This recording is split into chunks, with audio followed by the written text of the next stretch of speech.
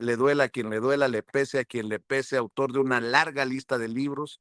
Le recomiendo sus 2 más recientes libros, Las Damas del Poder y García Luna, El Señor de la Muerte, y libros de referencia de hace años publicados, pero más vigentes que nunca, como Tierra Narca y La Guerra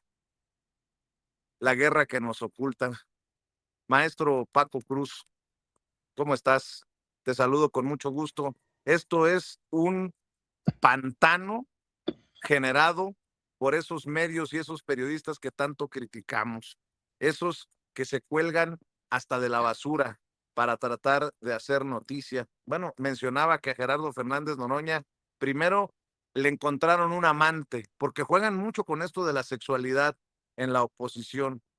Cuando Emiliano González le defendió a Gerardo Fernández Noroña luego del ataque de Alito Moreno y su pandilla, y ahora dicen que es su hijo y que por eso le pagan lo que le pagan en el Senado por la labor que hacen. Fue de amante, fíjese, en la cabecita perversa, torcida de muchos de estos personajes, a hijo de Gerardo Fernández Noroña. Y bueno, ya hemos hablado del tema de esta supuesta entrevista publicada por el Universal. Aprovecho también, Paco, para saludar al maestro Jaime Hernández, décadas como corresponsal mexicano en el extranjero, décadas como corresponsal de guerra, fundador y conductor de su espacio en YouTube, No Apto para Cínicos. A la 1 de la tarde hay que conectarse a No Apto para Cínicos. Ahí está dando la batalla el maestro Jaime Hernández. Trátenme, no, no trátenme, ayúdenme a tratar de hacer sentido de toda esta andanada de lodo que tiran desde la oposición y de la que, de acuerdo a las declaraciones del propio Ricardo Salinas Pliego, sería él el que estaría detrás de estos intentos de posicionar tendencias. Bueno, eso es lo que yo entiendo, esa es mi opinión. Mi querido Paco, voy contigo primero, después saludamos a Jaime. Jaime Hernández, buenos días. Iba a ser una broma, pero la verdad es que hay mucha seriedad en lo que está pasando. Yo tengo ya una idea muy clarísima de todo lo que está pasando, pero déjenme contarles primero una anécdota. Yo, cuando les digo que la cosa va a empeorar, es porque me tocó vivirlo no a nivel nacional, pero a nivel local en el Estado de México. Yo les he platicado, me tocó cubrir la elección a la gubernatura de Enrique Peña Nieto, 2005. Yo les platiqué también que el equipo de campaña lo encabezaban Jesús Murillo Caram y Miguel Ángel Osorio Chong del estado de Hidalgo. En esa época, Enrique Peña Nieto estaba para los priistas 10 puntos porcentuales abajo de su rival del PAN, Rubén Mendoza Ayala, que ya murió. Pero lo escribí, el libro Negocios de Familia lo escribí cuando él estaba vivo todavía.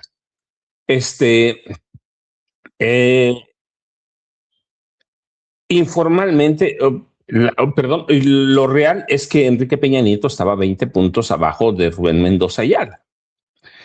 ¿Qué hicieron Miguel Ángel Osorio Chong? Y se lo digo, así está publicado en Negocios de Familia, la biografía no autorizada de Enrique Peña Nieto y el grupo Atlacomulco.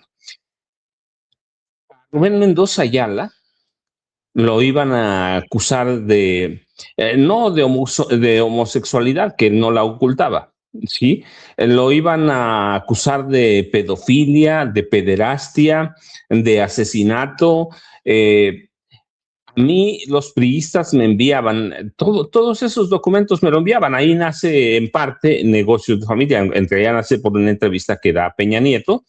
Yo digo, pues yo sé quién es, pero de las mentes de Miguel Ángel Osorio Chong y Jesús Murillo Caram, nace acusar a Rubén Mendoza Ayala de pederastia, de asesinato. Me mandaban las fotos a mi correo, sabían que yo estaba siguiendo todo lo que hacía Enrique Peña Nieto y me mandaban abiertamente del asesinato de quien los iban a acusar de perpetrar. Un político, para mí ha sido el político más importante del Estado de México. Había fotos truqueadas claramente de Rubén Mendoza Ayala teniendo relaciones con infantes. Así para que vean, les platico esto porque cuando yo les digo se va a poner peor, es porque ya lo viví en el Estado de México. El PRI tenía, el grupo Atlacomulco tenía miedo de perder la gubernatura y con Peña Nieto, que no daba una, mandaron traer a operadores del Estado de Hidalgo, Jesús Murillo Caram y Miguel Ángel Osorio Chong. Así que armaron estos dos hombres y otros más, pero estos eran los más importantes, mandaron traer operadores de Sudamérica y armaron esta guerra sucia, que es lo que estamos viendo ahorita. Es lo que estamos viendo ahorita con Osorio, perdón, es lo que estamos viendo ahorita con Monsiváis y con López Obrador. Entonces, ¿qué hay un poco? Primero, la desesperación de la derecha, de la extrema derecha, de todas las derechas, desesperación, virulencia. Entonces, esta supuesta entrevista que la familia está desmintiendo, o que retomaron y que están desmintiendo, bueno, no es precisamente una joya de entrevista, pero ¿qué están haciendo? Yo les decía, tengo muy claro desde ayer, están presentando una mentira como verdad que implica apelar a emociones de la extrema derecha y de la derecha, construir una narrativa sólida y usar sesgos cognitivos, es decir, para lograr que un relato falso sea percibido como verídico, los expertos en comunicación y psicología de la extrema derecha destacan que es fundamental dominar ciertas estrategias. Uno, el efecto de ilusión de la verdad con un tema que esa extrema derecha perciba bastante bien. La repetición constante de una afirmación que hace que el cerebro la perciba como familiar y por ende como cierta. La derecha ya no tiene que convencerse de eso, pero la idea es tratar de influir en las personas que votaron por la 4T. Luego, uso de datos comprobables. Sí, anclan el argumento falso con cifras, fechas o lugares que pudieran ser reales para otorgar una falsa capa de rigor y de exactitud. Si la publican en un periódico, que es uno de los de mayor circulación en este país, y luego, ¿qué están construyendo en esa desesperación? Narrativas que conectan con los miedos, los deseos, los prejuicios de los receptores. O sea, la derecha ya los tiene, quienes votaron por Xochitl, pero están apelando a quienes, a nosotros, ¿sí? Están tratando de anular el pensamiento crítico con tal bombardeo de información. Así que mezclan hechos verídicos con información falsa.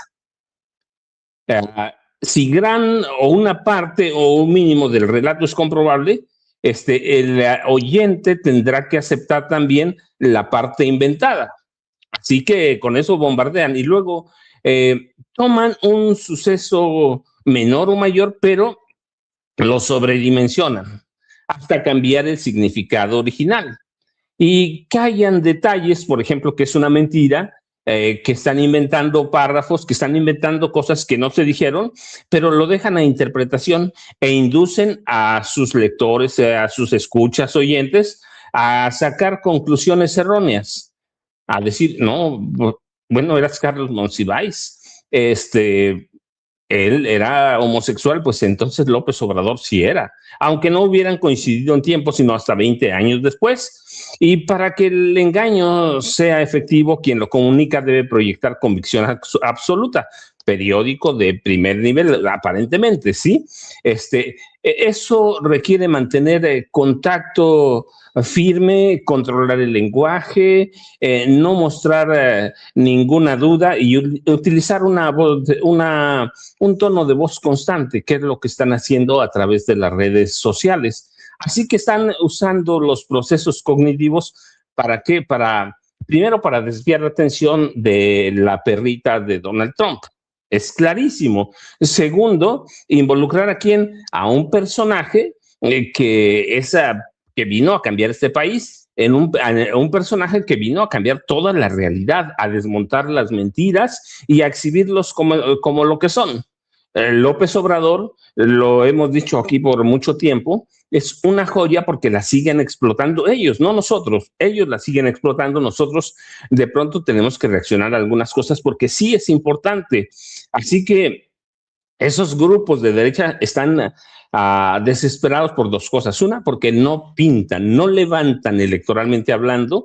Y dos, porque ven que su figura central, por lo menos la más fuerte,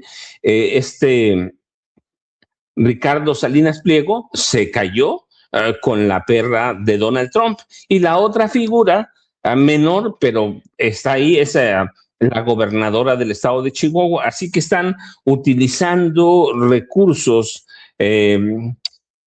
falsos con algunos hechos para hacer que se perciban como verídicos. ¿Sí? Así que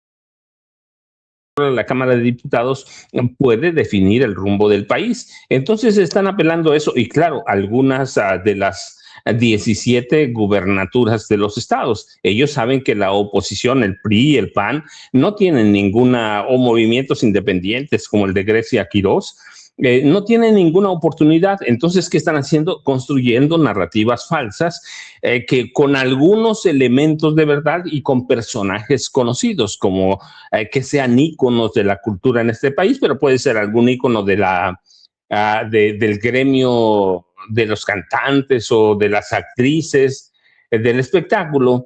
Entonces se están construyendo, tratando de construir credibilidad a partir de mentiras tomando como base percepciones familiares o culturales o de espectáculos. Así que eso está pasando. Pero esto, yo insisto, todavía no es nada, Vicente. Mañana tú y algunos otros youtubers van a ser blanco de ataques directos, que ya lo han sido.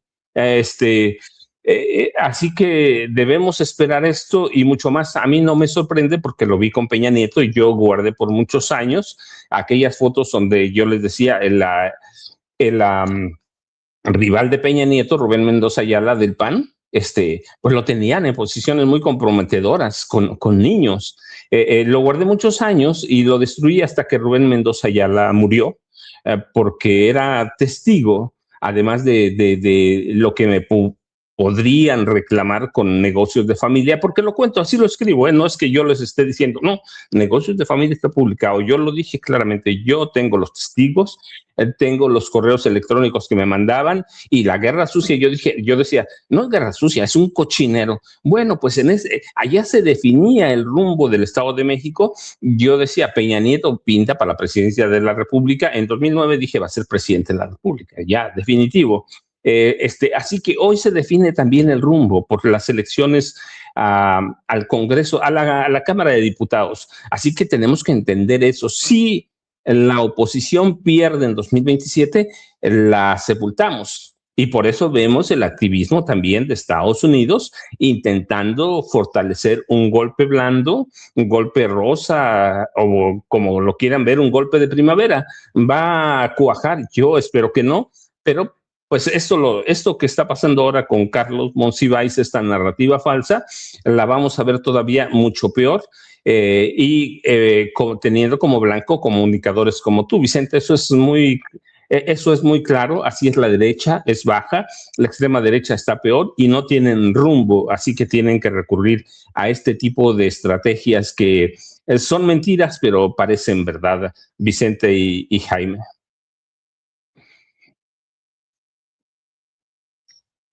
Como que agarramos a Vicente Serrano entrando a Palacio Nacional, es el cumpleaños de bueno, van a festejar, creo que fue ayer el cumpleaños de la presidenta Claudia Sheinbaum Pardo, ya nos lo dirá en unos momentos Vicente, pero Jaime es el cumple de la presidenta. Jaime, yo veo así este lodazal, yo tendría que decir este cochinero de la que está tratando de crear la derecha y la extrema derecha. Están tratando de crear la derecha y la extrema derecha, porque parece que el 27 está muy lejos, pero Jaime ya está en movimiento. Morena va a definir a partir del viernes, bueno, ya empezó a recibir las solicitudes de los eventuales candidatos a la Cámara de Diputados, a los coordinadores de Morena en los estados que van a ser candidatos a gobernadores. ¿Qué hace en marcha 2027, Jaime? Ya no hay hacia atrás. Estamos de aquí a toda la guerra sucia y todo el cochinero que se venga por delante.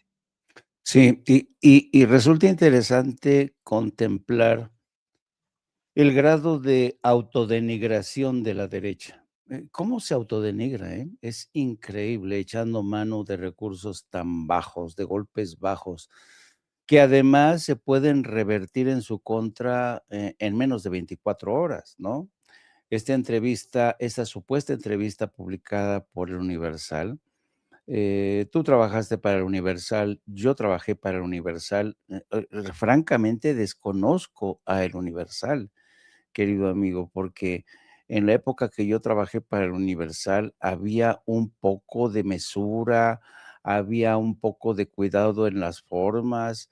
Yo recuerdo que como corresponsal, sobre todo para temas, entrevistas exclusivas, siempre se me pedía eh, contrastar las versiones que yo recogía de cierto personaje con los aludidos, es decir, había mayor escrupulosidad, ¿no? Tenían mucho cuidado, pero ahora realmente desconozco por completo lo Universal. Tal vez tenga que ver, y lo he dicho más de una vez, con el arribo de gentes que ha estado en Latinos y que ha llegado para incorporarse a la jefatura de información del Universal. Me refiero a Miguel Castillo, que es ahora el jefe de información del Universal, que estuvo en Latinos. Entonces, todo pinta muy mal. Están prácticamente, no es que fuera impoluta, no es que fuera transparente, clara y que estuviera marcada por un historial glorioso, la historia del Universal, pero antes se cuidaban más las formas, ¿no?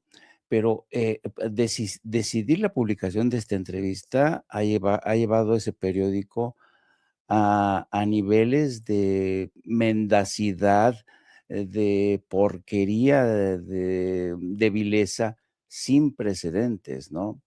Yo recordaba ayer porque Edmundo Cázares, que es un perfecto desconocido, fue una especie de reportero que lo único que ha hecho en su carrera fue hacer entrevistas. Ha publicado en varios libros el compendio de esas entrevistas, ¿no? Entrevistas que van desde artistas, ya sabes, ¿no? Y entonces es una carrera bastante gris, bastante mediocre, y él vende o publica o vuelve a publicar en el Universal esta entrevista, a la que presenta como una entrevista exclusiva. No, perdón, la presenta como una entrevista histórica, ¿no? Vaya, hay gente que les encanta andar abusando de la hipérbole, de la exageración, para presentarse a sí mismo como los periodistas que solamente ellos tienen acceso a los personajes más distinguidos, más preclaros de México. Pero Monsiváis era un personaje al que cualquiera puede entrevistar.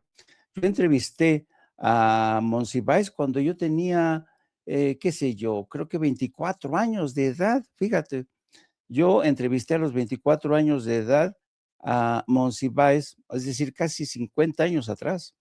Yo estaba empezando como reportero de Radio Educación y me acuerdo que cuando llegué a la casa de Carlos Monsiváis, yo era un reportero bastante ingenuo todavía, y Monsiváis me puso una revolcada porque Monsiváis era salvaje, no soportaba que le hicieran preguntas idiotas, faltas de contexto, no, no, no. Me dio una revolcada como periodista, imberbe, que le agradecí el resto de mi vida, porque después de esa entrevista dije: "Uf, tienes que tener más cuidado con las preguntas". En cualquier caso, esa entrevista se difundió en Radio Educación. Fue una entrevista, muy interesante, en la que Monsiváis ya estaba más allá del bien y el mal. A mí, por ejemplo, me llamó varias de lo que recuerdo, siempre me pareció que Monsiváis era muy impaciente ante la mediocridad. Era un personaje realmente que estaba más allá del bien y el mal.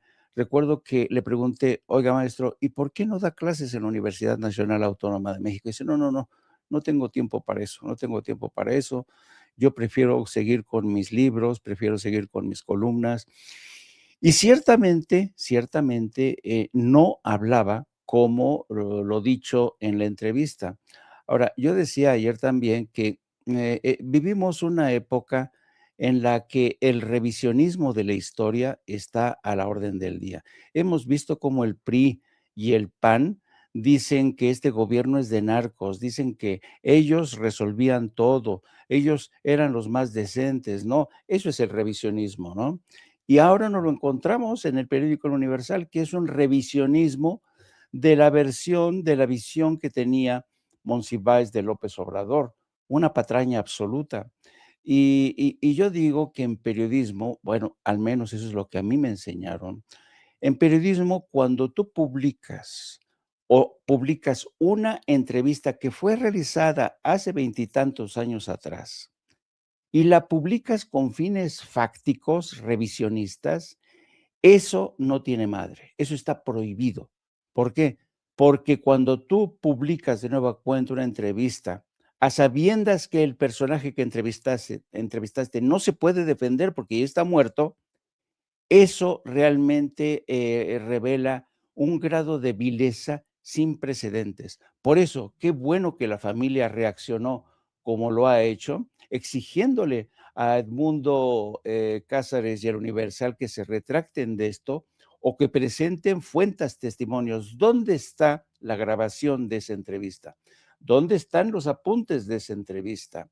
Porque, ayer creo que Villamil decía que era imposible que, estas declaraciones de Monsiváis, Edmundo Cáceres, se hubieran producido porque tanto Andrés Manuel como, Monsiváis se conocieron hasta 1992, cuando, Andrés Manuel andaba de gira, y entonces, no tiene pies ni cabeza, pero por eso mismo se me hace de extrema gravedad que El Universal, que se supone es el periódico decano de la vida nacional, se haya atrevido a tanto con tal de, mancillar la dignidad, la imagen de un presidente tan respetado, tan querido como Andrés Manuel. Lo mismo insultar la memoria de un personaje como Carlos Monsiváis, que más allá de sus, preferencias sexuales, ha sido y quizá fue uno de los intelectuales más coherentes, más íntegros en México.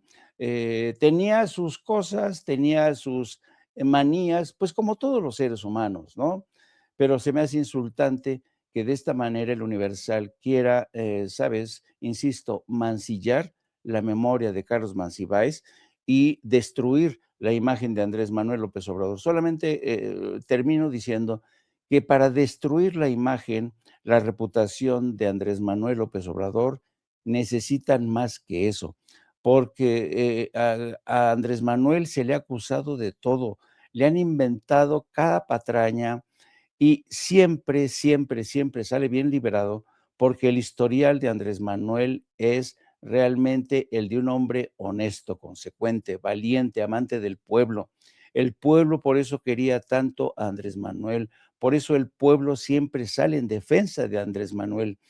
Y yo creo que, la presidenta también es una persona que sabe que el pueblo no va a abandonar nunca a Andrés Manuel, entre otras cosas, por la obra que impulsó a partir del 2018, que le ha cambiado la vida a millones de mexicanos. Fíjate que me he dedicado a retomar, recapitular muchas de las opiniones sobre esto, porque precisamente en momentos como este es que queda claro a qué me refería con cerrar filas.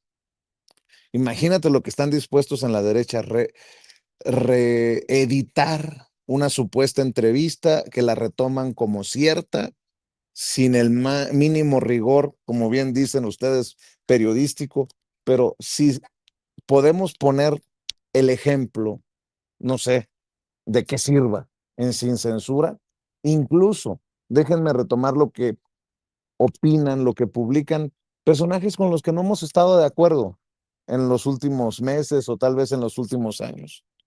Rafael Barajas, el Fisgón. Nadie puede decir que no es relevante su opinión en este momento. Dice el Fisgón, la entrevista de Monsiváis que está circulando es falsa. Me consta que Monsi empezó a tratar a Andrés Manuel López Obrador en 1992, cuando el éxodo por la democracia llegó al Distrito Federal. AMLO y Monsi jamás vivieron juntos. Esto es un operativo de descrédito y guerra cognitiva. ¿Cuánto les pagarán? Y es que nada más las dos capturas relacionadas a Ricardo Salinas Pliego podrían darle la razón al Fisgón. Dice Ricardo Salinas Pliego, pues resulta que además de corrupto, inepto y mentiroso, también le truena la reversa, como chamacos de secundaria. Luego la otra Ceci que tenía, que alguien me explique por qué son tendencia Monsiváis y la perrita de Monsiváis. Y ya de pasadita, si se puede saber cuánto va a gastar el bañagatos de Monsiváis, en referencia, le decía Jesús Ramírez Cuevas, para intentar contrarrestar esto con nuestro dinero. Luego, le mando un saludo a Jaime Morales, amigo Jaime Morales, que dice Jaime Morales, alerta de fake. Circula una entrevista a Carlos Monsiváis donde confiesa un amorío con AMLO a los 19 años. Es falsa, homofóbica y mal hecha, dice Jaime Morales. Luego, Leonardo Toledo. Se podría pensar que si Ili no se retracta y baja la entrevista, lo que tendría que seguir sería una renuncia en masa de colaboradores, pero ¿a cuál de sus colaboradores le quedan principios éticos por los cuales renunciar? ¿A Loret? ¿A Sheridan? ¿A Tejado? ¿A Cosío? ¿A De Mauleón? Pedro Salmerón. No es de extrañar que crea por odio cualquier mentira barata. Cuando el accidente de su hermano AMLO tenía 15 años y no huyó de Macuspana. Llegó a la Ciudad de México a los 19 y desde el primer día vivió en la casa del estudiante tabasqueño y conoció a Monsiváis muchos años después. Y Monsi no hablaba así. Ustedes y el Universal tocan fondo. Retomo a Julián Atilano, le mando un saludo también. Las limitaciones intelectuales, el resentimiento y el odio de quienes comparten la entrevista fake son sorprendentes. Monsi y AMLO se conocieron muchos años después. Monsi no hablaba así y AMLO no tenía esa edad. Arrogante y estúpida, así es la derecha, decía Monsiváis. Ana María Vázquez, también le mando un saludo. En la era del chisme, Monsi me dijo, vía el Universal, AMLO teme de lo que diga el Mayo, vía el ex embajador al que le contó el amigo de un amigo del que no dice el nombre, nada distante al que afirmaba de sus fuentes en Palacio o aquel que asegura conocer las listas de la CIA o la DEA. Desde el chisme de vecindad en donde la verdad es irrelevante de Riva Palacio hasta la propaganda con mentiras vía las Raki. La pobre oposición sigue como gallina de rancho sin cabeza. Lamentable, mereceríamos al menos una oposición inteligente y no alumnos de Elena Chávez. Luego retomo lo que dice el querido César Huerta de la revista Polemón. Esta entrevista del Universal es tan absurda que convierte a Carlos Monsiváis en un personaje secundario y al entrevistador en un supuesto genio admirado por él. Lo único auténtico que transmite el texto es el ardor que Ili y sus lacayos siguen sintiendo por López Obrador. El maestro Luis Guillermo Hernández, no sean ridículos, le dice a este personaje, Marco Levario Turcot de la revista Etcétera. Si Monsiváis hubiera poseído la mendicidad lingüística que muestra tu entrecomillado, solo le hubiera alcanzado para ser director de la revista Etcétera o articulista del Universal. Cuando vuelen notas, quítenle los coquitos a la hierba. Retomo, Adriana Buentello. Dice, el Universal publicó una entrevista falsa de Monsiváis. Epigmenio Ibarra. Uno despliega un vil chisme a 8 columnas, el otro una falsa entrevista con Monsiváis. Con razón AMLO llamaba tanto al Reforma como al Universal pasquines inmundos. ¿Quién más está? Déjenme, estoy buscando todos los Temoris Greco. Y a todo esto, ¿quién es ese Edmundo Cázares que anda inventando entrevistas con Carlos Monsiváis? Azucena Pimentel, no hay fondo, siempre se puede caer más y más bajo. Adiós a la credibilidad del Universal. Manuel Hernández Borboya, a quien también le mando un saludo. Así de patético, suena chiste, pero es anécdota. La inmunda derecha mexicana es de lo peor. Chacales a más no poder. Eder Guevara también del movimiento. La charla falsa con Monsiváis o el reportaje de Taibo fumando. Fíjense, hasta eso es cierto, qué bueno que me acordó que criticando a Taibo porque fuma. ¿Quién no? A ver, los que conocemos a Paco Ignacio Taibo II sabemos que fuma mucho, pero toman una fotografía a las afueras de un recinto para decir que estaba fumando adentro en donde está prohibido. La charla falsa con Monsiváis o el reportaje de Taibo fumando son la muestra de que la derecha no tiene temas, proyecto, ideas, ni nada que aportarle a la discusión pública mexicana. Patéticos. ¿Quién más está? Hernández, el Monero Hernández. ¿Quién puede decir que somos amigos, el Monero Hernández y yo? Pues no, pero hay que retomarlo. Lo hecho por el Universal marca un nuevo nivel de miseria y bajeza moral. Y lo peor es que no es un límite, sino un punto de arranque para las canalladas que la derecha hará los próximos meses, y todo le resultará contraproducente. ¿Quién más anda por aquí? Kurt Harvard, a quien también le mando un saludo. La derecha mexicana vuelve a hacer gala de su absoluta podredumbre. Muchas felicidades a El Universal. Híjole. Y lo retomo por el cierre dime, mi querido Jaime, el cierre de filas del que tanto he hablado. Solamente un apunte que vale la pena, creo, de contexto. Hay que tener en cuenta que el Universal vive hoy uno de sus momentos más críticos. La pérdida del financiamiento que recibía del gobierno, que era bastante en el pasado, pero a eso se suma una situación crítica, y me refiero a la salud del señor Ili, Juan Francisco Ili Lansdowet. Tiene una salud muy, muy, muy precaria, a tal grado que al interior del Universal el rumor es qué va a pasar después de que muera Juan Francisco Ili, porque nadie sabe qué es lo que va a ocurrir, porque ya no las tiene todas consigo, ya no controla todo el periódico, hay mucho temor de que muera este señor. ¿Por qué? Porque hay una disputa entre la familia, entre la esposa Perla, entre los hijos, que algunos, los conocidos, los legítimos y los no reconocidos, porque hay varios hijastros de este señor. Y aunado a ello está también la presencia de fuerzas de derecha, por ejemplo, la intromisión de Latinus, la presencia de Loret de Mola, la designación de nuevo de jefe de información como Miguel Castillo, que estuvo en Latinus, en fin, la presencia de Televisa. Es decir, hay una serie de fuerzas ahí que están esperando la hora en que el dueño, el que siempre ha sido el patrón, desaparezca, y nadie sabe a ciencia cierta en estos momentos qué es lo que va a ocurrir. Entonces, es importante señalar esto, que el Universal, en lo que se antoja ya como un final de ciclo de Juan Francisco Ili Lansdowet, esté viviendo este episodio. No estoy Ili diciendo... Ortiz, Jaime, Ili Ortiz, que es el papá, Exacto, Ili Lansdowet es el hijo. exacto, perdón. Muchas gracias por la corrección, querido amigo. Juan Francisco Ili Ortiz, no estoy diciendo que Juan Francisco Ili Ortiz haya sido un santo defensor de la ley. No. Era un pillo, un ampón, siempre lo fue. Pero en estos momentos en los que su salud es tan precaria, en la que ya muchos están planteando qué va a ocurrir el día después de su pérdida, pues eso le añade, sabes, mayor incertidumbre, zozobra, y por eso vemos estos tumbos que da el Universal, ¿no? De fuerzas que se disputan, cómo utilizar, cómo presionar al gobierno de Claudia Sheinbaum.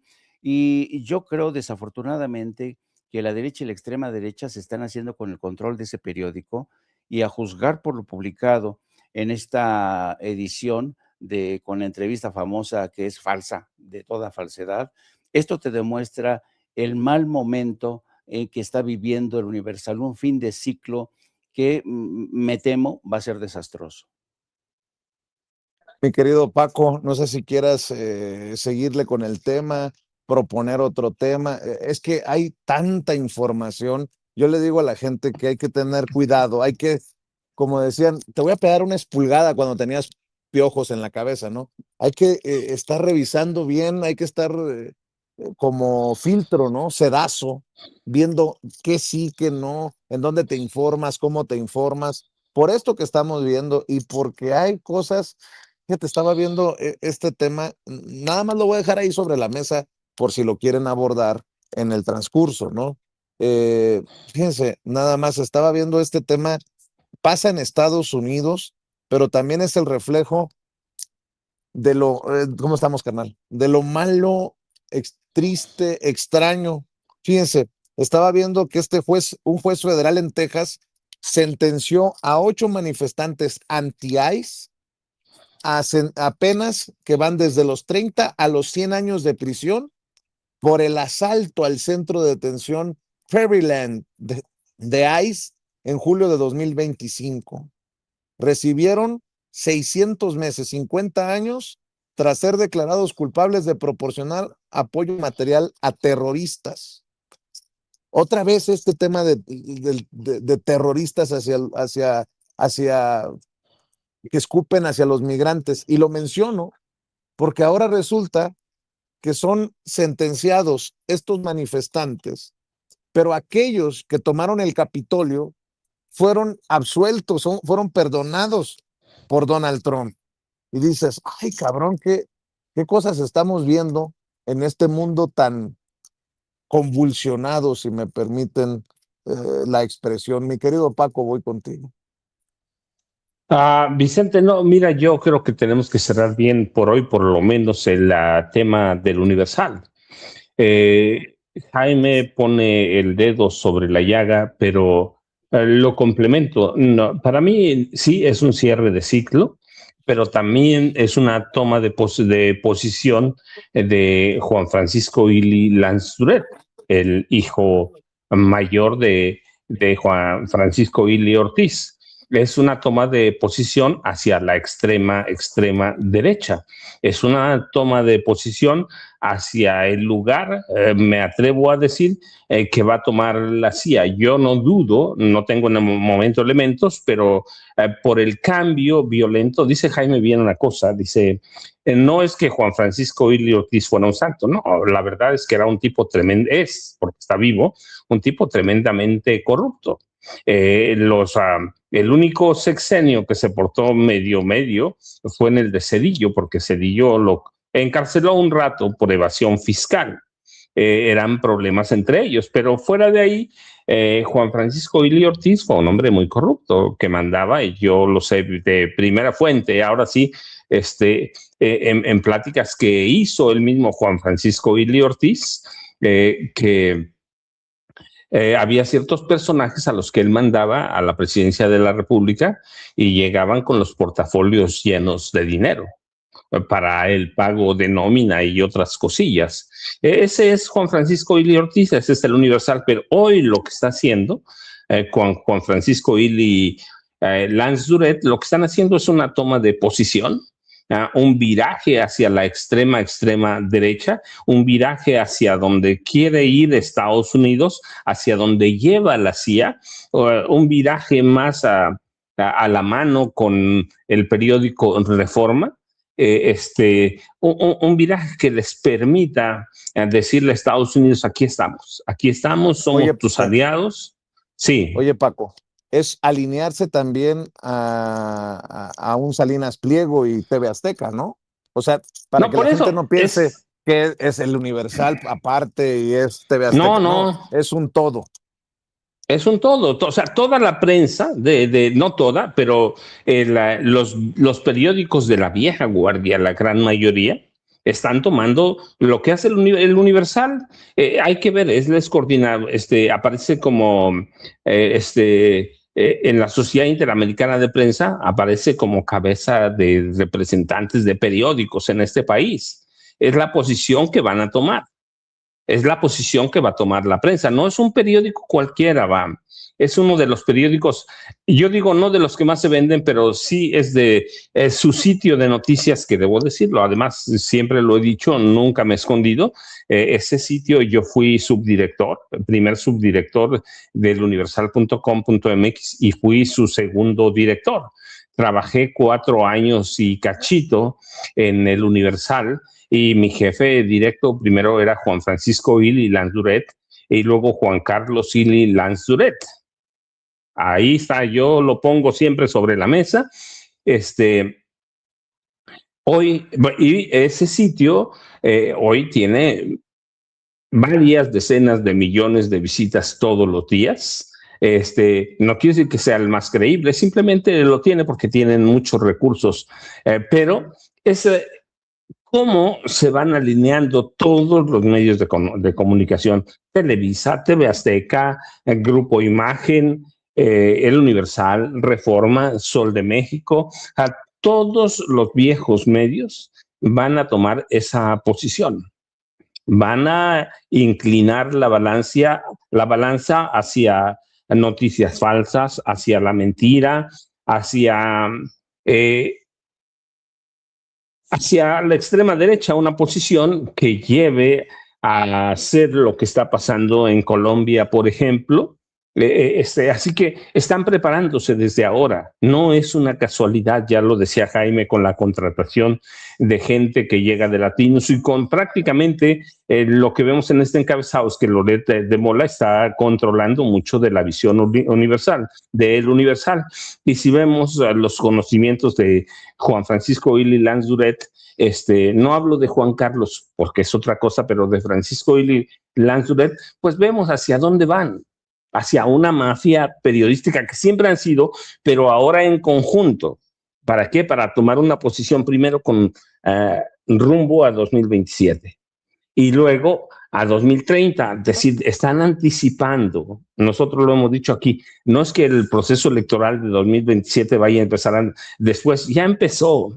Y esta es una muestra. Para mí no es una casualidad la publicación de esta entrevista, que por cierto no la he visto, porque ando metido en otra cosa, pero es una posición empresarial, por llamarla así. Es una posición político-empresarial para alinearse con Estados Unidos. Así, abiertamente, va.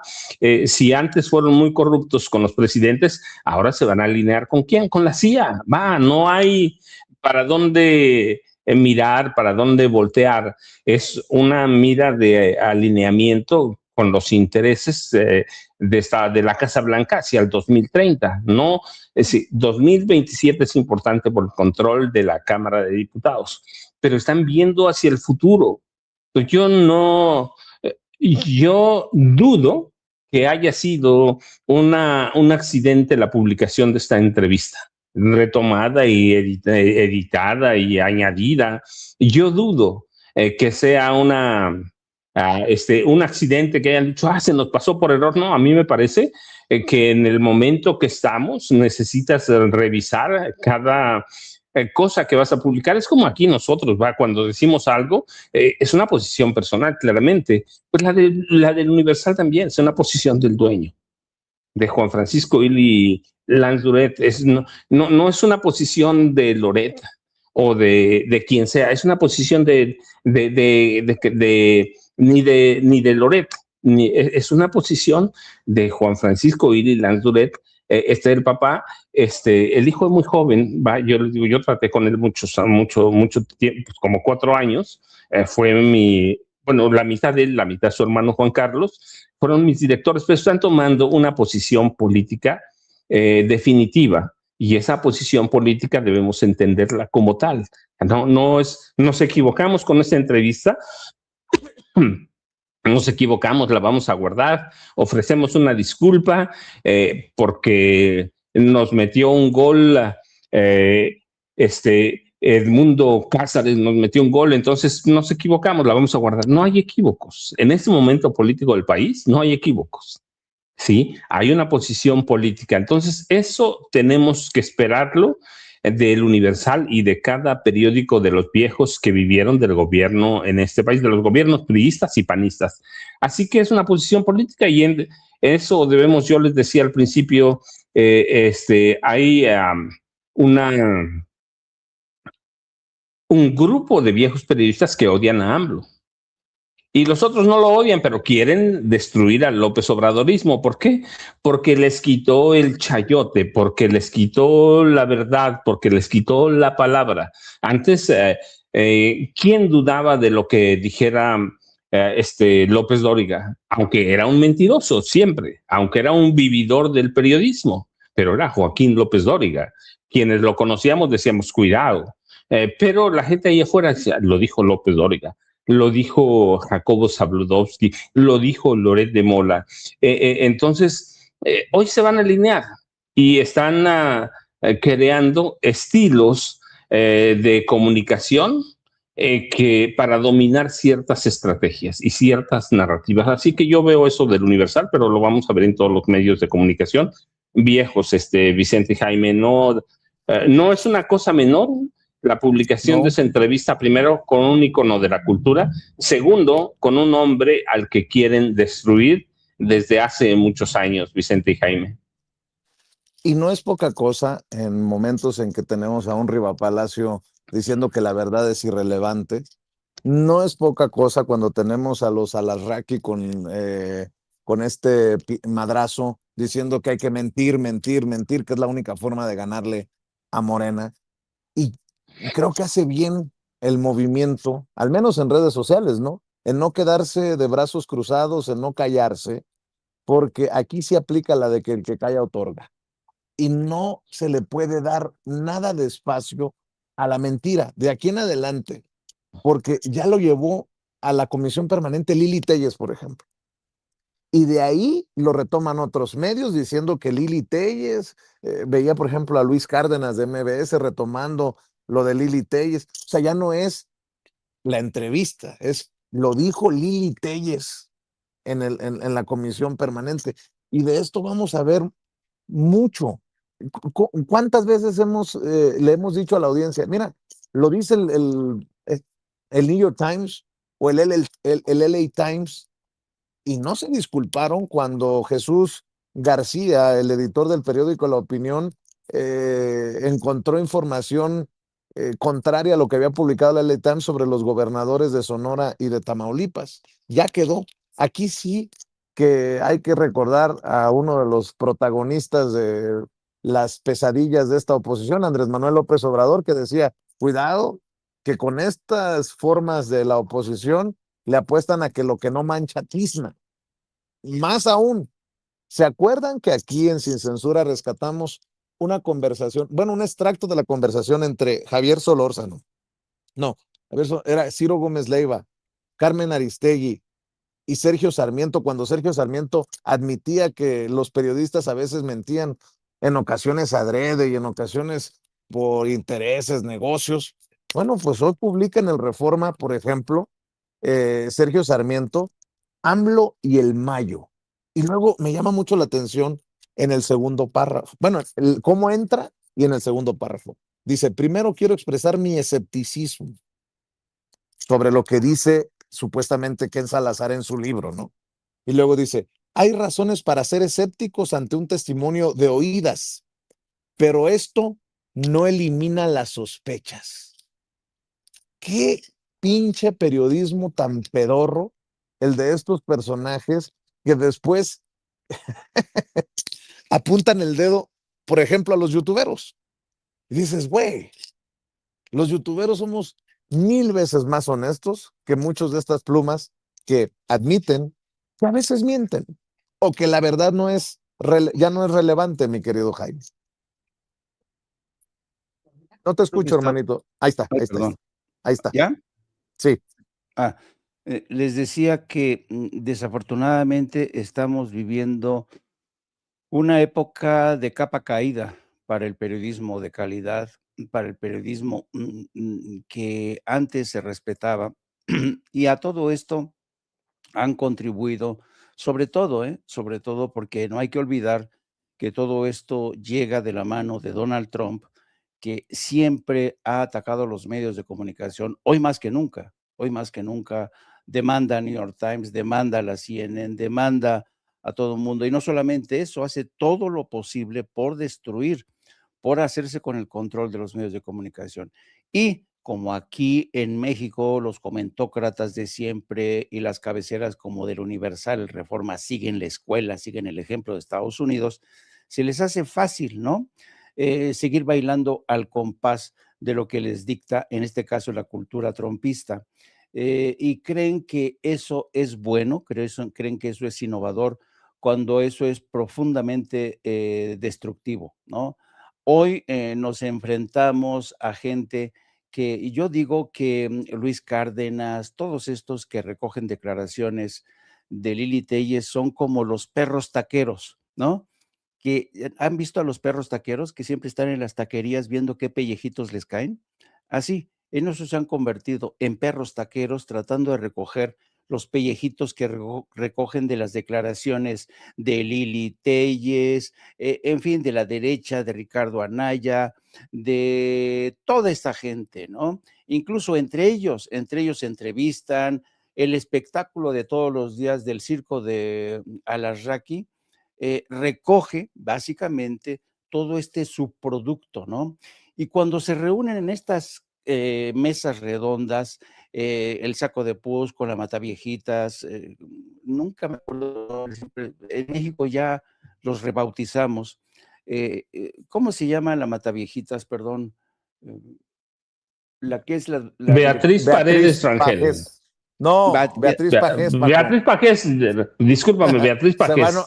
se va a enojar Beatriz Beatriz Paredes. Pajés, Beatriz Pajés. Exacto. Bueno, la Mataviejitas, Beatriz Pajés, Beatriz disculpa. Pajés, el Saco de Pus, que es Javier Solórzano, y No, Alarraqui, Javier Lozano. Javier Javier Lozano Lozano, Alarcón. Javier Lozano. El Es que Saco de digo, Pus es Javier Lozano, no Javier yo, Solórzano.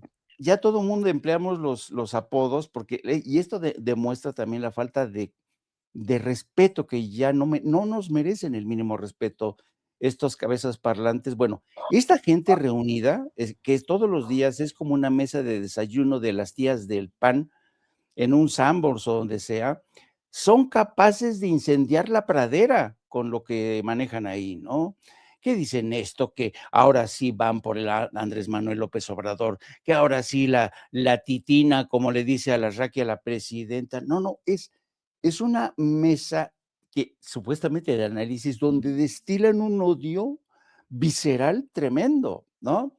Entonces, estamos en esta época y yo creo que por fortuna, la gente, yo digo que hoy mismo la dignidad de una sociedad se mide no tanto por lo que la gente puede ver, sino por lo que decide ver la gente.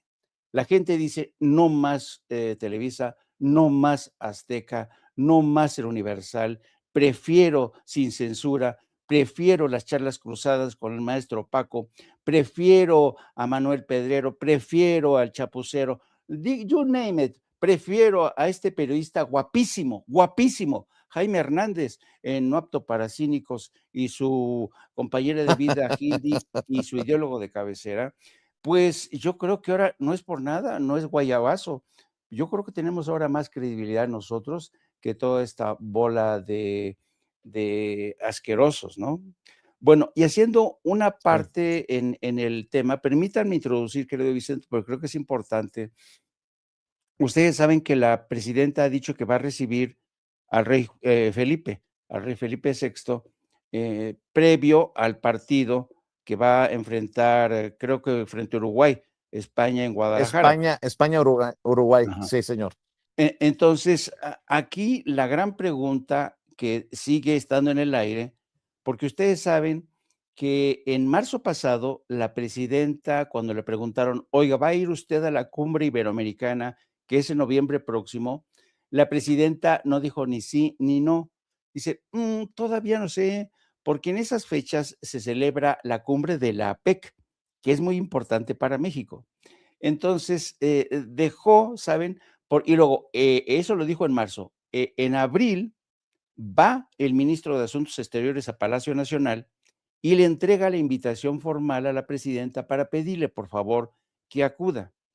Una de las razones por las que Felipe VI va a estar en Palacio Nacional es precisamente esa, porque Felipe VI, después de cometer el terrible error diplomático de decir que no iba a pedir perdón, ahora quiere que Claudia Sheinbaum esté presente en esa cumbre de noviembre, porque una cumbre iberoamericana sin la presencia de Claudia Sheinbaum, sin la presencia de México, sería un desastre. Entonces, yo creo que es legítimo preguntarse, señora presidenta, ¿va a ir sí o no a la cumbre iberoamericana? Va a ser muy interesante. No sé si después de la visita de Felipe VI a Palacio Nacional, la presidenta decide hacer un huequito en su agenda, porque no puede, lo que no tampoco puede dejar de hacer es perderse su asistencia. A lo mejor si se disculpa sería la clave para que asista, ¿no? A lo mejor. No sé, ¿será?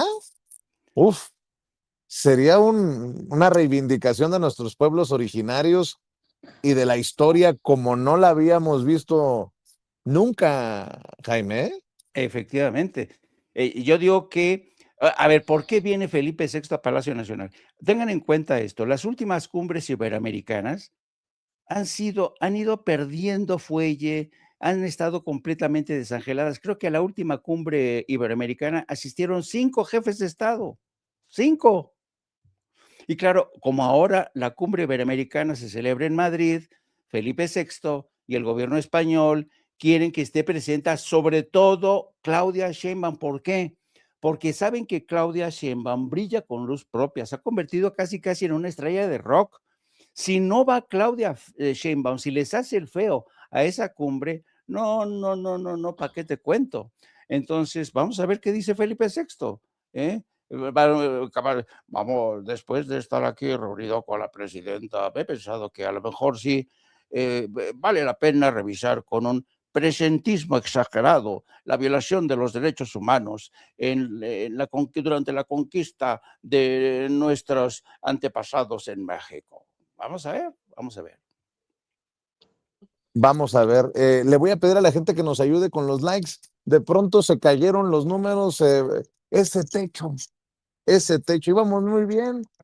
Y otra vez estamos aquí sufriendo por los números, pero también es que, lo he advertido aquí, hay estrategias para que vengan a medios como Sin Censura, personajes que escriben, a ver, por aquí lo vi, ya cállense, mejor hablen de la homosexualidad de AMLO. ¿Te fijas?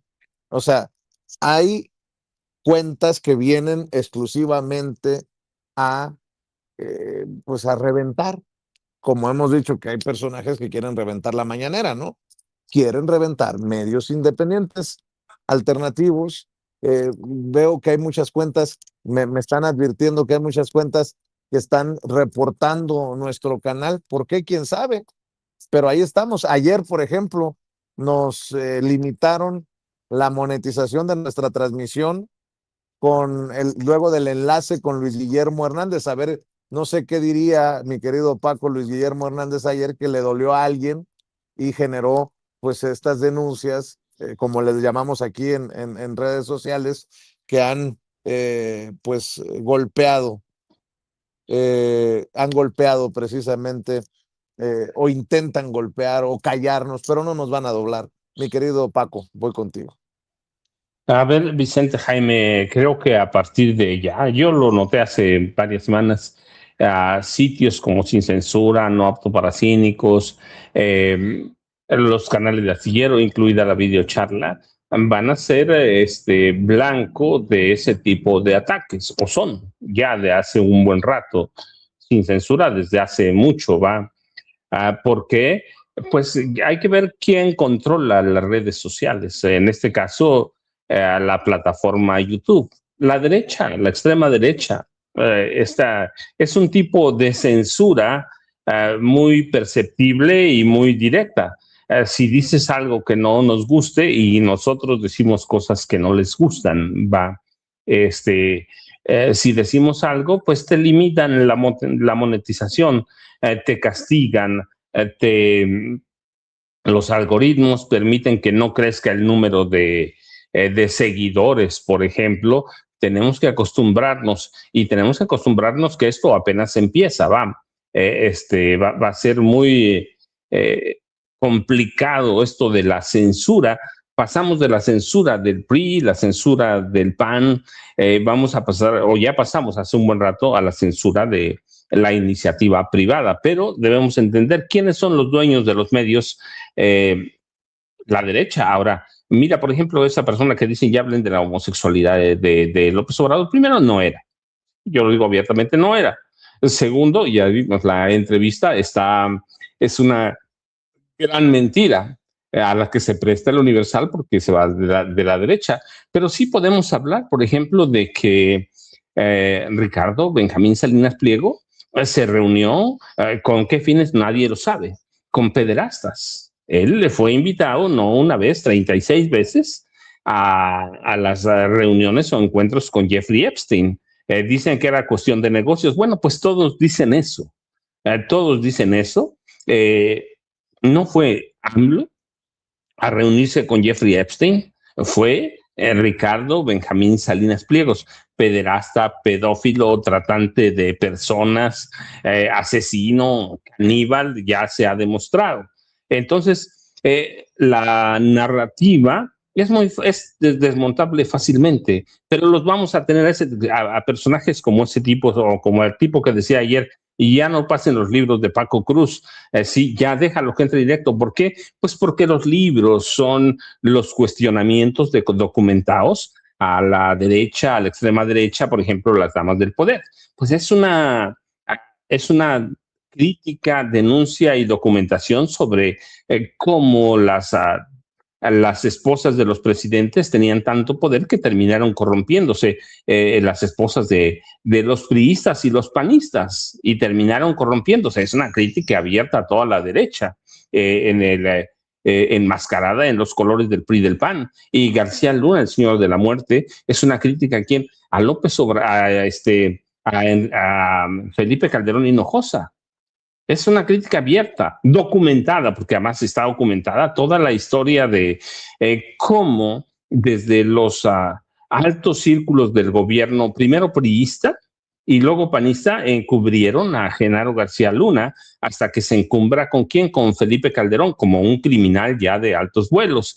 Y así podemos irnos. Yo te lo he dicho, por ejemplo, Tierra Narca documenta toda la corrupción priista del grupo Atlacomulco. Y la guerra que nos ocultan, pues es cosas que se hablan ahora. Tierra Narca, pues toda la corrupción. Y este libro es todo lo que se habla hoy de lo que llaman la nueva familia michoacana. Yo les digo, aquí están. El Fish, el Fresa, todos ellos están aquí. ¿Qué hacen? ¿A dónde viven? Entonces, ¿por qué los vas a mencionar? Son libros eso, pero no solo los libros, es el canal. Así que debemos acostumbrarnos a la censura disfrazada de seguidores, de usuarios como estos que entran y que dicen, hablen de la homosexualidad de López Obrador. No hay tal homosexualidad. Esa es una narrativa que intentan construir. ¿Quiénes? Oye, Paco, la derecha y la extrema derecha, sí, Vicente. ¿Y si la hubiera? No hay problema, no, pues sí, ninguno. No, la cuestión es que la cuestión es que a través de esos temas van a tratar de censurarte. Esa es la censura. La censura, ¿y para qué? Para impactar en YouTube y decirles, castíguenlos para que no moneticen porque están hablando de esto y esto, que son mentiras, o están alterando, están inventando. Entonces, a eso debemos acostumbrarnos. Yo digo, hay que tener mucho cuidado, no autocensurarnos, que eso pasa mucho. Hay que tener mucho cuidado con este tipo de personas que van a entrar a tratar de silenciar, de cambiar la conversación, de alterar los contenidos de sin censura, pero supongo que lo mismo va a pasar o pasa ya en No Apto para Cínicos, y en la videocharla yo veo lo mismo, así que hay que tener mucho cuidado. ¿Por qué? Por la censura de YouTube. Tú lo has resentido, Vicente. Yo recuerdo la primera vez que te escuché decir hace un par de meses, pero tenemos tanto tiempo y no ha subido un solo usuario, un solo seguidor. Ya nos atoramos ahí y no subimos. Eso verdaderamente es censura, y tú y yo sabemos, y Jaime sabemos que eso no debía pasar, pero pasa. ¿Pasa por qué? Por la censura. Pero bueno, mira, nada más para repetir, para retomar un tema del que habló Gerardo Fernández Noroña.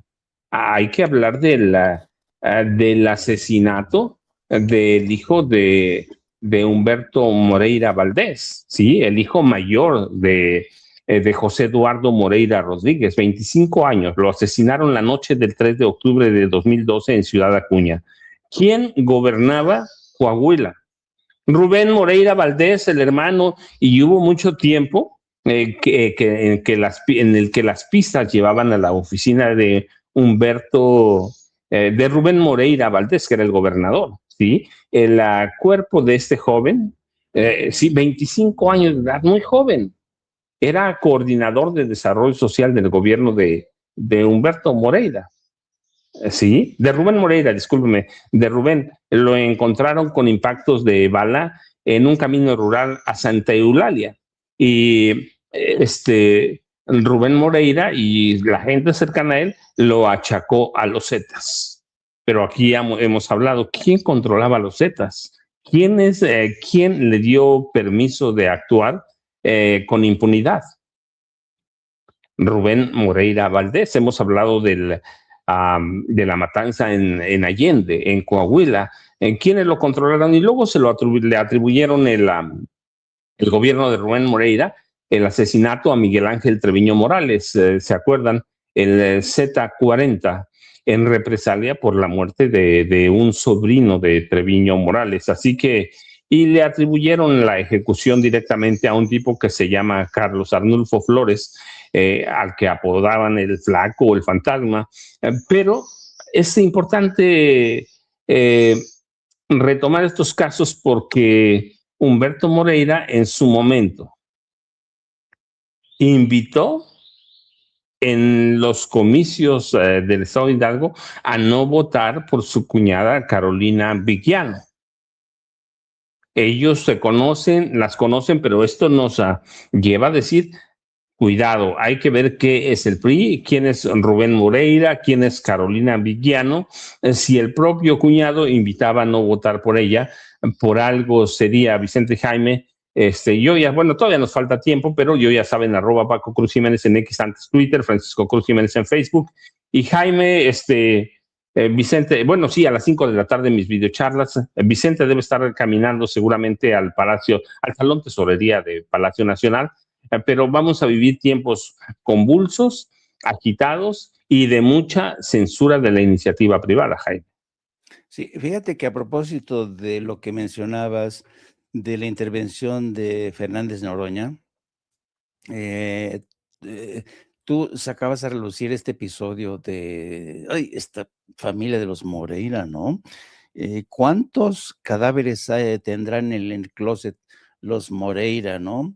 Pero también hizo alusión Gerardo Fernández Noroña al papel que jugó, que se parece mucho, hay mucho paralelismo en lo que ocurre hoy y lo que ocurrió durante 1910, la escena trágica cuando asesinan a Francisco I. Madero, el papel que jugó la Embajada de Estados Unidos en México. Recordó ayer Gerardo Fernández Noroña diciéndoles: ustedes, los del PAN, los del PRI, los del PRIAN y Movimiento Ciudadano, se parecen más a Victoriano Huerta de lo que creen, porque y él recuerda ese episodio cuando el entonces embajador Henry Lane Wilson conspiró, a pesar de las reservas que había en Washington para asesinar a Francisco I. Madero, conspiró para tratar de poner para poner básicamente a un sobrino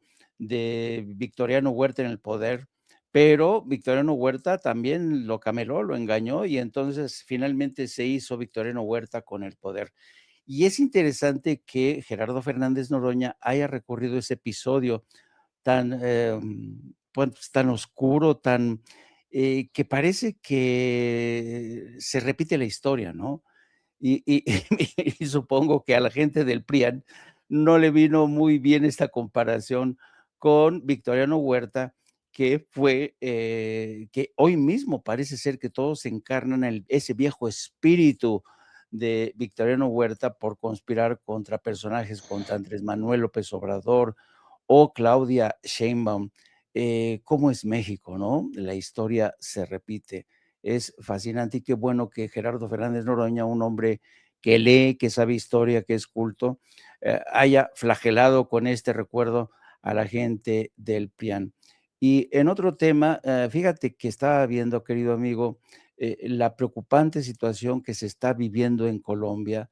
En el curso de las últimas horas, fíjate que el tipo, todavía no hay un resultado oficial que le dé la victoria a Abelardo del Espriella, pero este ya se está manejando como si fuera el presidente ya ungido, no solamente por las urnas, sino por el pueblo, sino que además ungido desde el extranjero por Donald Trump, que ha presumido que es su candidato, que gracias a él ganó Abelardo del Espriella. Bueno, hoy está asegurando Abelardo del Espriella que una de las primeras acciones que va a tomar es renovar los lazos con Israel, porque tiene mucho interés Abelardo del Espriella en estrechar los lazos con Israel. Sabemos que durante los actos de campaña de Abelardo del Espriella hubo banderas de Israel, se habla de la presencia de gente de Israel que habrían ayudado en el fraude electoral a Abelardo del Espriella.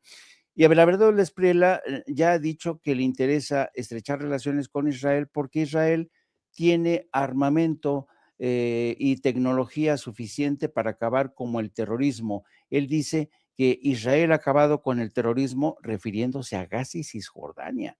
O sea, imagínense qué tipo de personaje han elegido y podría convertirse en presidente electo de Colombia. Yo ayer veía las imágenes de un Petro Gustavo que compareció al lado de sus hijas, lamentando, sabes, un poco roto, con el ánimo por debajo hasta el suelo, Petro Gustavo, hablando de cómo hubo una conspiración, ha habido una conspiración para lanzarse contra su gobierno, atacando incluso a sus propias hijas. Él ha presentado todas estas pruebas ante la fiscalía, pero ya sabemos que el Poder Judicial también en Colombia deja mucho que desear. Es muy triste, es lamentable lo que está pasando en Colombia.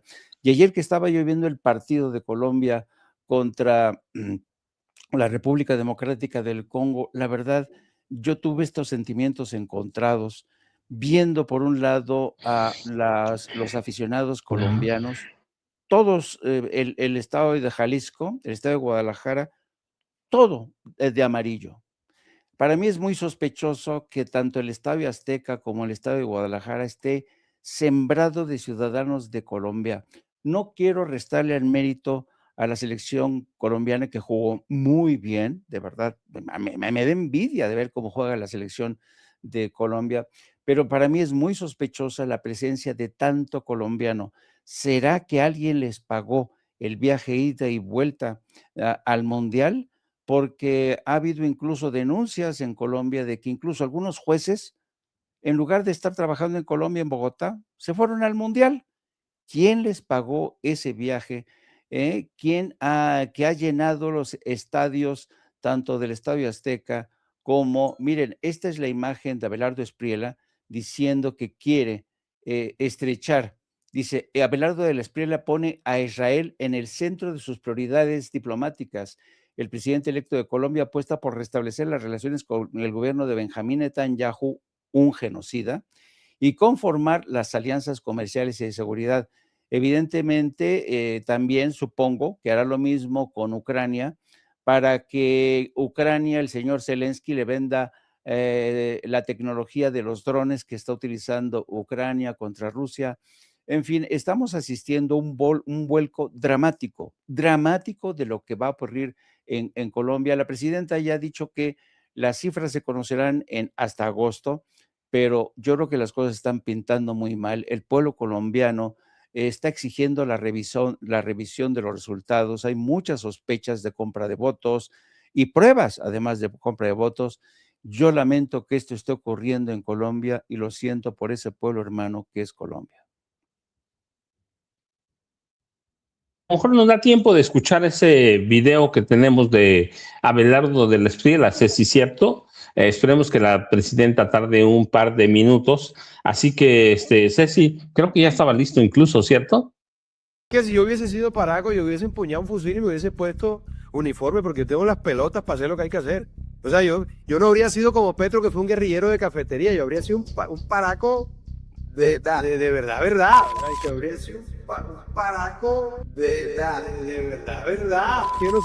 Yo no sirvo para hacer medias tintas, hermano. Entonces tú le quitas el discurso a esta plaga sabrosa de los sustos. En consecuencia, yo creo que hay que tratarlos no como contendores, no como adversarios, sino como lo que son, enemigos. Así es. Yo, por ejemplo, no podría encontrarme siquiera con esa gente en un pasillo del Congreso. Yo me causan- aguantar 3 años. Me causan repulsión. Yo le pregunté a María Fernanda, ¿cómo has hecho para aguantarte 3 causa- periodos a esta gente? Esa plaga me causa repulsión. No, y la Pero yo he querido hacer esta confesión también, ¿sabes? Yo he querido siempre salir del closet. Sí. Yo soy lesbiano. lesbiana, ok. Me encantan las mujeres, claro. Soy un Ah. lesbiano, pero... Con eso, Ceci, la verdad, bueno, nada más, ¿por qué tienen tanta afinidad a Abelardo de la Espriella y Javier Milei con Benjamín Netanyahu? Bueno, pues son supremacistas, son racistas, todo lo que implica eso, son de ultra extrema derecha. Si ellos pudieran borrar a los argentinos, los borran. Si pudieran borrar a los colombianos, los borran. Ya de la Espriella dijo inmediato que va a correr a no sé cuántas decenas de miles de personas si toma posesión. Él ya lo da como un hecho. Así que tienen una afinidad con Benjamín Netanyahu. Piensan que es una persona de superioridad moral, que está bien que acabe con cada uno de los palestinos en la franja de Gaza. Eso lo han dicho, no lo digo yo, no lo estoy inventando. Hay que ver lo que está haciendo Milei con los argentinos hasta llegar al nivel todavía experimental de comer carne de burro, pero eso es lo que hace la derecha, es lo que va a hacer de la Espriella si toma posesión, y es lo que está haciendo Javier Milei en Argentina. Así que nosotros debemos tener mucho cuidado desde ahora. ¿Por qué?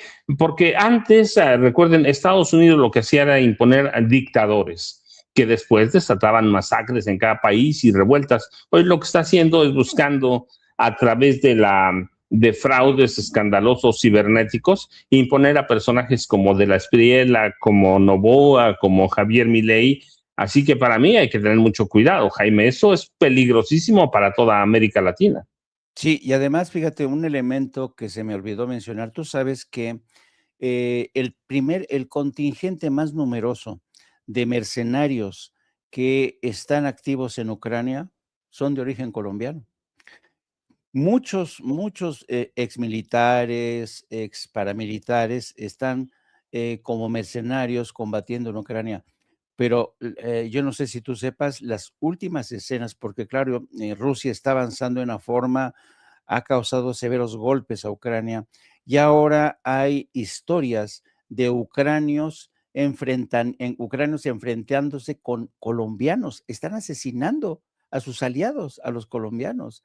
Es dramático, y yo no dudo de que ahora el señor de la Espriella ofrezca mercenarios colombianos a Benjamín Netanyahu, porque a Benjamín Netanyahu le está costando mucho trabajo reclutar más soldados para mandarlos al frente para enfrentarse a Hezbollah. Yo no dudo que a partir de ahora muchos colombianos que ahora están en Ucrania decidan trasladarse para formar parte de los ejércitos, de los contingentes del ejército israelí para combatir a Hezbollah. Yo les deseo la mejor suerte del mundo porque Hezbollah está realmente muy bien preparado. Se recuperaron en estos años, le están dando cada golpe al ejército israelí. Son noticias que no se difunden y no se conocen en medios occidentales. Así es que mucho me temo que Colombia se va a convertir de nueva cuenta en esa plataforma militar que durante mucho tiempo cultivó Estados Unidos para estar vigilando a gran parte del hemisferio. Yo digo que Colombia durante mucho tiempo fue el niño consentido, l'enfant chouchou de Washington. Es el país que más ayuda ha recibido año con año de Washington. Es el equivalente a Israel en Oriente Medio. Colombia es el equivalente de Israel en América Latina.